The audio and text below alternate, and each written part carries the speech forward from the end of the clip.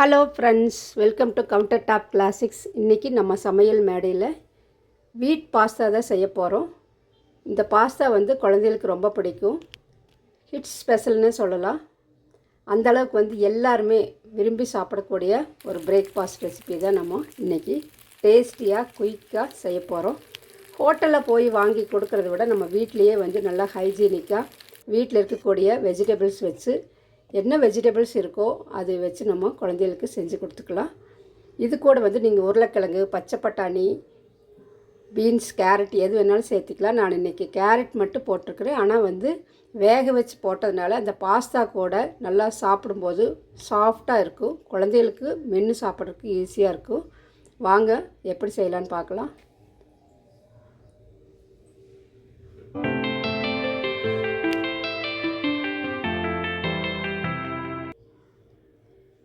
Pasta செய்யறதுக்கு ஒரு கடாயில் தண்ணி ஊற்றிட்டு ஃபியூ ட்ராப்ஸ் ஆயில் ஊற்றிக்கிறேன்.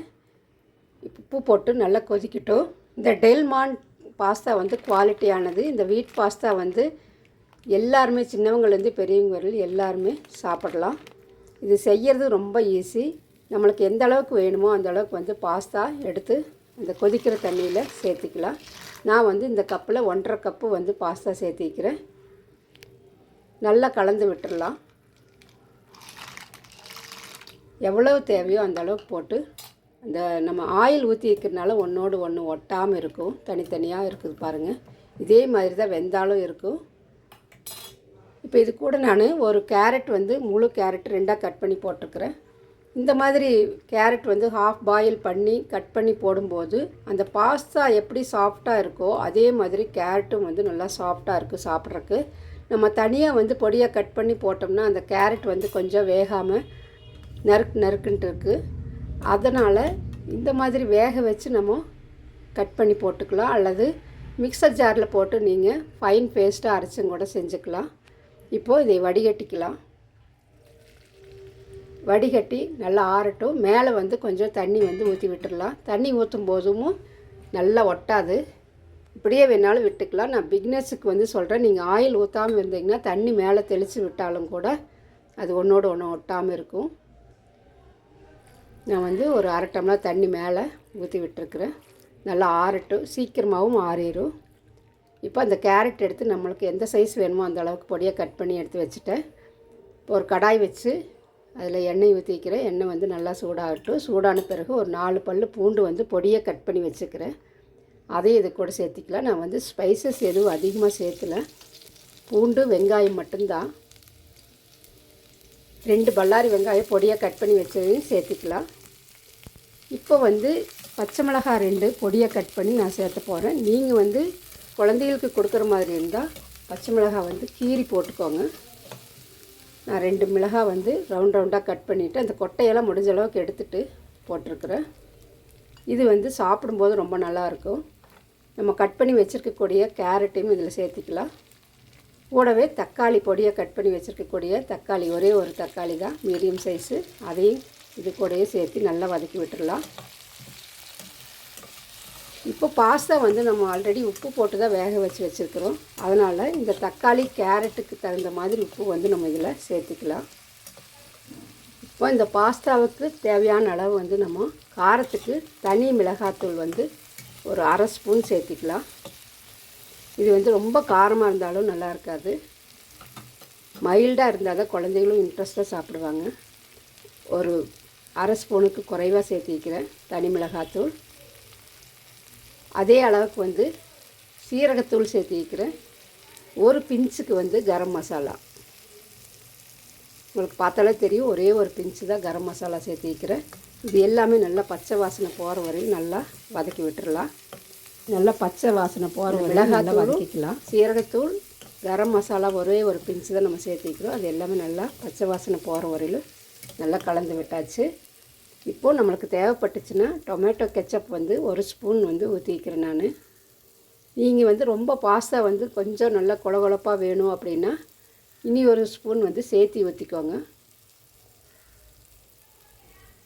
1 ஸ்பூன் அளவுக்கு மட்டும்தான் நான் ஊற்றிக்கிறேன். அதே அளவுக்கு ரெட் சில்லி சாஸ் 1 ஸ்பூன் ஊற்றிக்கிறேன்.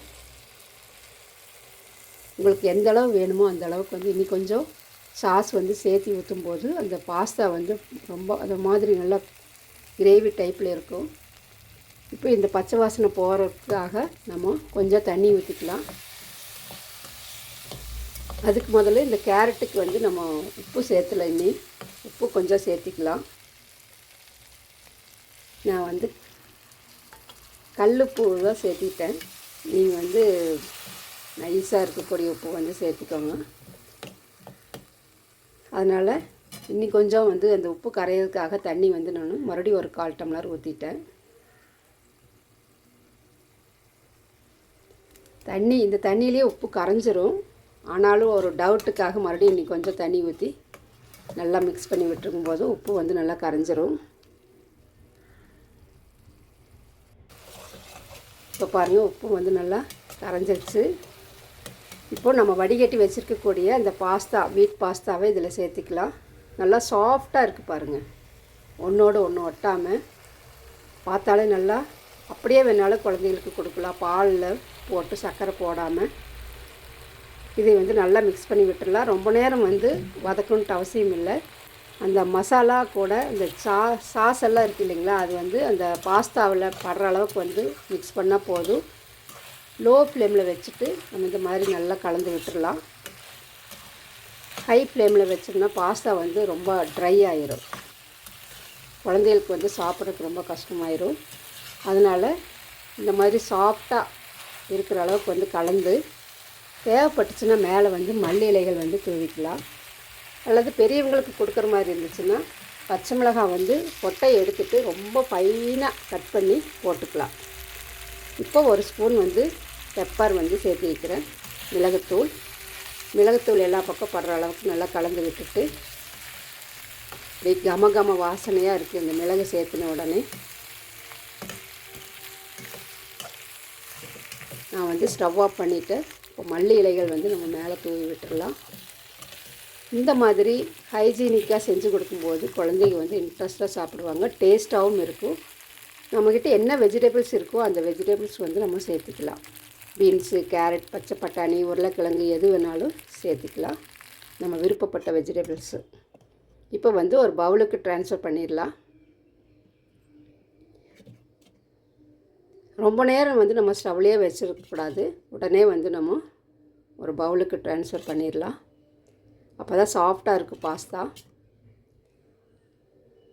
கண்டிப்பாக இந்த ரெசிபி பிடிச்சிருக்குன்னு நம்புகிறேன். பிடிச்சிருந்துச்சின்னா லைக் பண்ணி கமெண்ட் பண்ணி சப்ஸ்கிரைப் பண்ணுங்கள். இதுவரையில் சப்ஸ்கிரைப் பண்ணாமல் இருந்தீங்கன்னா சப்ஸ்கிரைப் பண்ணி நம்ம சேனலுக்கு சப்போர்ட் பண்ணுங்கள்.